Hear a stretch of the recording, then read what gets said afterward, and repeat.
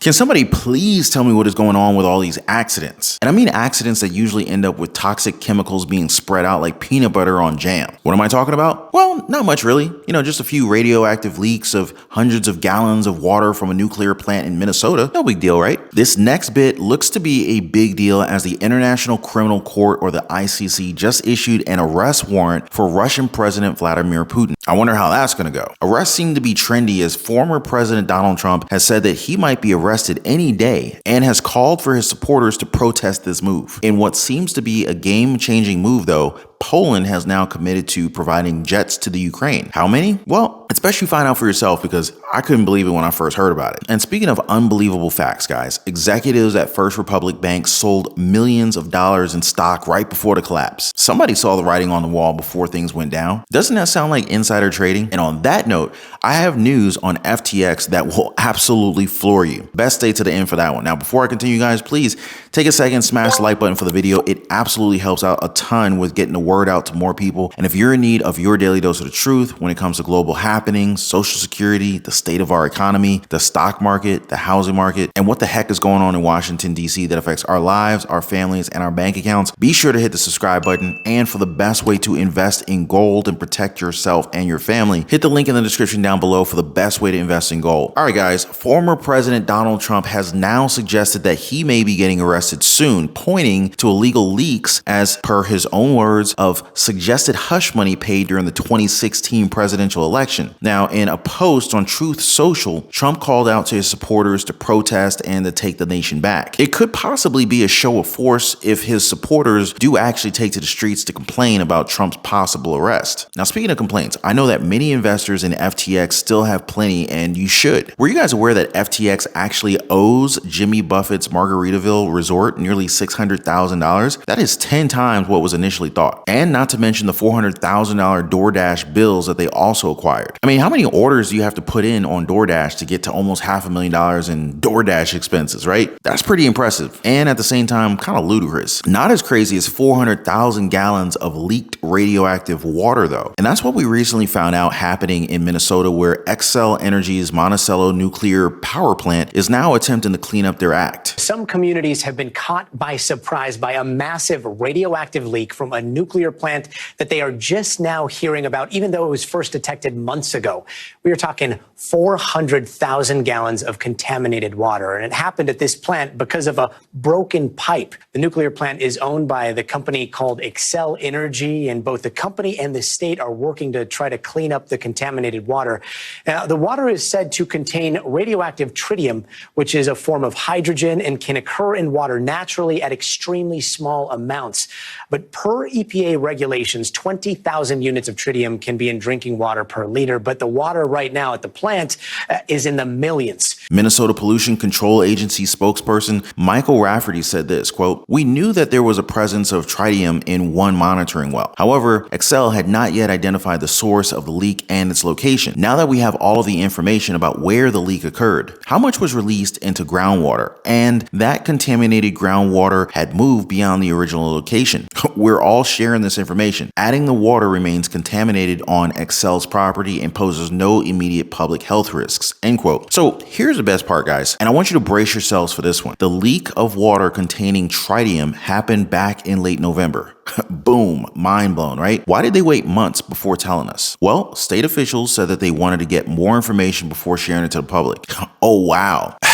I don't see how that could possibly end badly. Strong sarcasm here. I mean, just imagine if no one saw the train derailment in Ohio and they just kind of kept it hush hush for months. How badly could that have gone? So here's what really grinded my gears, right? So according to Xcel Energy, quote, "Ongoing monitoring from over 24 on-site monitoring wells confirms that leaked water is fully contaminated on-site and has not been detected beyond the facility or in any local drinking water," end quote. Look at it this way. The leak happened months ago, and well, people drink water daily, right? So what good does it tell us that local drinking water is safe when you let months go by before you even say anything to anybody? And if you want to know why they didn't tell the public earlier, the company had this to say, quote, "We understand the importance of quickly informing the communities we serve if a situation poses an immediate threat to health and safety. In this case, there was no threat," end quote. Okay, That's just unbelievable. Do you guys think that this was irresponsible? Do you think that this is 100% truthful? Or did they even go about this the right way? Banks are collapsing left and right nowadays, although one factor remains consistent, and it's that their higher-ups have correctly sold their stocks just before these huge collapses. I can't make this stuff up, people. I mean, just look at First Republic Bank, right? It's now been reported that their executive team sold $12 million in stock shares just 2 months before the bank plummeted. Now talk about a Paul Pelosi move, right? But hey, I'm not banking with First Republic Bank. Anybody out there that did? What can you guys say about this? Now, just thinking about how life-changing $12 million would be it really makes me feel bad for some people who choose to protect their money in this bank. And on that note, while it might not be game-changing, Poland has now pledged to send fighter jets to the Ukraine. Their country has now become the first NATO country to pledge jets, something that President Vladimir Zelensky has been hounding world leaders about in recent weeks. Poland is now the first NATO country to deliver warplanes to Ukraine. Our foreign correspondent, James Longman, is on the scene for us with the latest. Good morning, James. Yeah, good morning, Michael. Poland will be the first country to give fighter jets to Ukraine. They just need to be serviced before they are sent. Now, it's important to say these are some 30 years old. They're nearing the end of their working lives, but they don't need the same amount of training that more advanced planes would. What does this mean for the United States? Well, the White House has said this doesn't affect their calculus. President Biden has already ruled out giving F-16s, but they do say that it is the sovereign decision of each country. So, how many MiG-29 fighter jets are we talking about here? As soon as I say MiG fighter jets, I instantly start thinking about that Tom Cruise movie, Maverick. Love that movie. If you haven't seen it, definitely check it out. But anyway, getting back on topic. So how many MiG-29 fighter jets are we talking about here? You know what? Take a guess. If you guessed 4, then ding, ding, ding, ding, you're right. The White House has already said that this decision from Poland won't affect President Biden's decision to send F-16 fighter jets to the war. The president did recently comment on a decision, and it was from the ICC's choice to issue an arrest warrant from Russian President Vladimir Putin for war crimes. Moscow, on the other hand, does not recognize the International Criminal Court's jurisdiction, and it looks as if the chances of Putin facing trial at the ICC are slim to none.